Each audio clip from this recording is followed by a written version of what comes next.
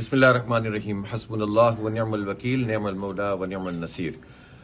आज धरना है और अल्हम्दुलिल्लाह बहुत भरपूर तरीके से पूरे पाकिस्तान से काफिले चले हैं और तमाम तर फस्ताई हथकंडों के बावजूद मैं अपने तमाम कारकुनान से कहता हूं कि इसको मैनेज करें और इस्लामाबाद पहुंचें। हम पुरअमन लोग हैं, पुरअमन रहना चाहते हैं और इसकी तमाम तर जिम्मेदारी अब हुकूमत पर आयद होती है कि वो अमन को किस तरह से कायम करते हैं।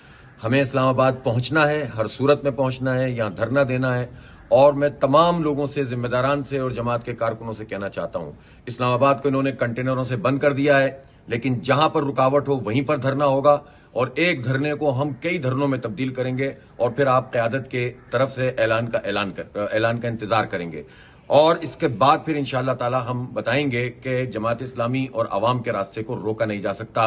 हमें बिजली की कीमतों में कमी चाहिए, हमें आईपीपी से जान छुड़ानी है, हमें तनख्वाहदार के स्लैब को खत्म करवाना है, हमें टैक्सों से जान छुड़ानी है, हमें आटा, दाल, चीनी, चाय के टैक्स खत्म करवाने हैं और हम अवाम के लिए निकले हैं, अपनी जात के लिए निकले हैं। निकलें, पहुंचें, इस्लामाबाद पहुंचें।